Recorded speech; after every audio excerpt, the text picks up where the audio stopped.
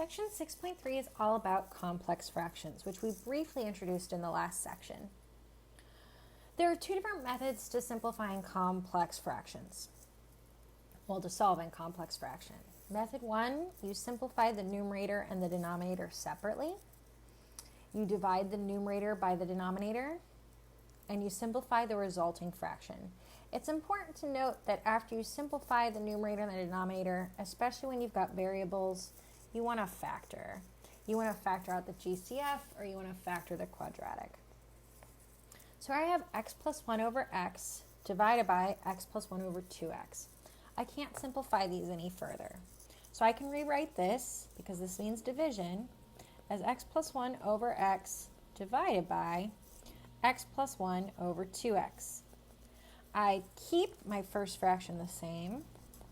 I change from division to multiplication, and I flip my second fraction.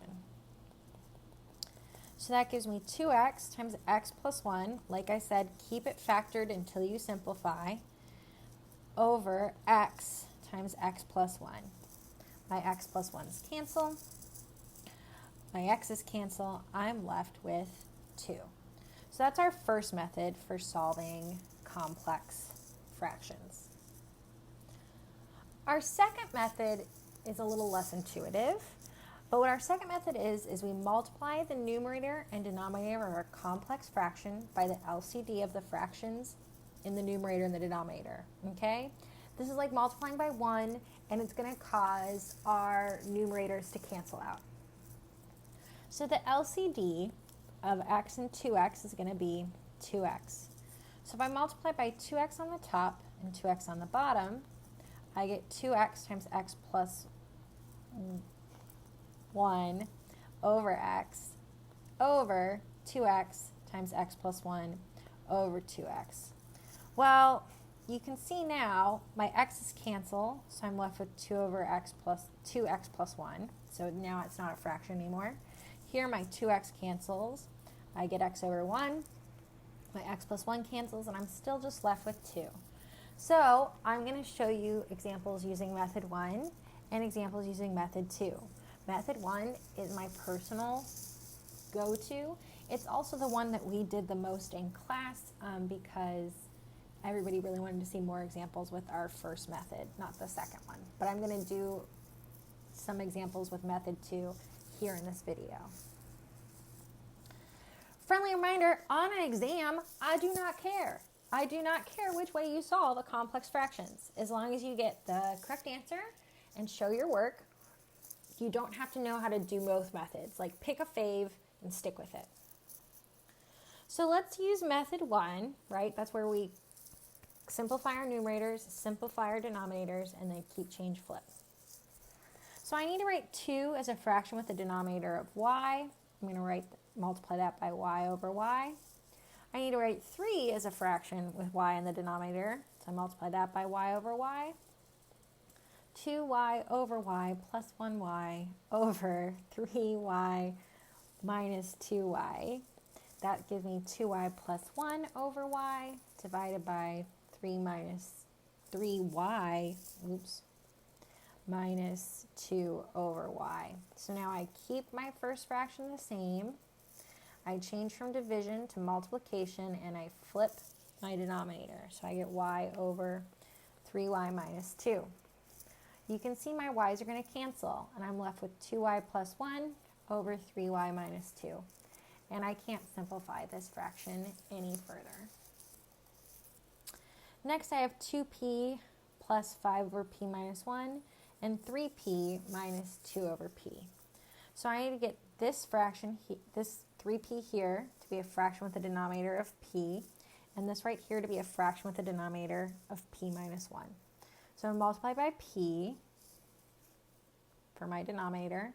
That gives me 3p squared over p minus 2. I want to go ahead and subtract those.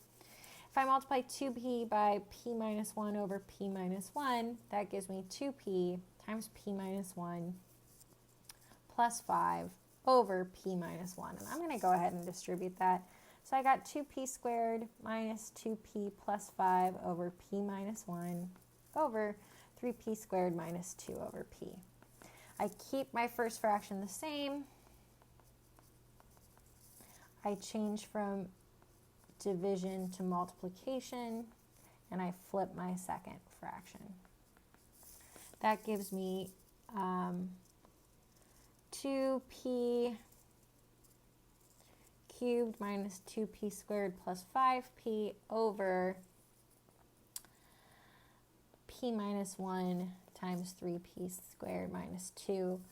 I could pull out a factor of p from up here, but I don't think I can from down here. Let's FOIL that out. I'm going to go over here. So I've got 2p cubed minus 2p squared plus 5p. Who comes up with these examples? Just kidding. Okay, I've got 3p cubed minus 2p minus 3p squared plus 2. So I'm not going to be able to pull out a greatest common factor from the denominator. So my final answer is 2p cubed minus p squared plus 5p over 3p cubed minus 3p squared minus 2p plus 2.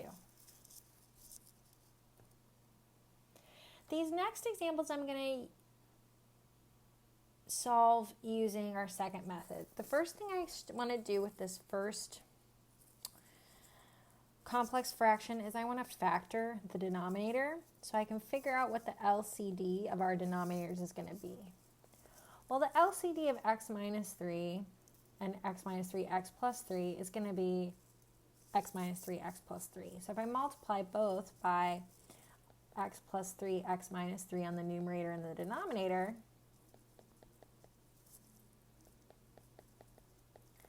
I'm going to get 2x plus 3 x minus 3 over x minus 3 over 5x plus 3 x minus 3 over x plus 3 x minus 3.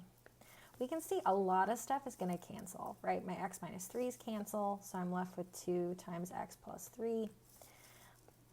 My x plus 3's and x minus 3's cancel, so I have 2x plus 3 over 5. You could leave this in factored form, but on the homework it may want you to distribute, so that'd be 2x plus 6 over 5. Okay, I need to figure out what the least common denominator of x, y, x squared, and y squared is. Well, that's going to be x squared, y squared.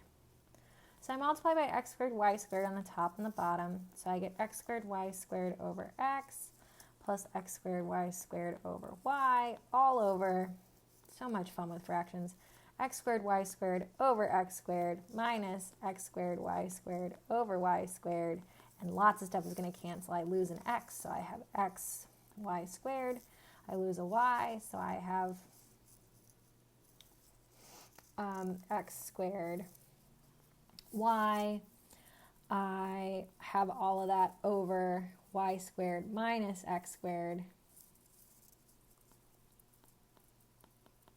Well, that's a difference of squares, and I should factor the numerator. Why don't I go ahead and pull out a factor of x? So I've got x times y squared plus xy over x minus y, x plus y. And I can't simplify this any further, y'all. It's fully simplified.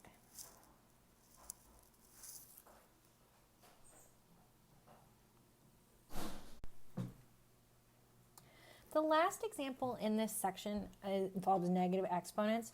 Friendly reminder that negative exponents are fractions. So I can rewrite these as 1 over m plus 1 over p squared over, now friendly reminder that this negative 2 is only attached to the m, it's not attached to the 2. So I have 2m squared minus p minus 1, which would be 1 over p. Then I could go ahead and solve this complex fraction either using method 1 or method 2. It's up to you.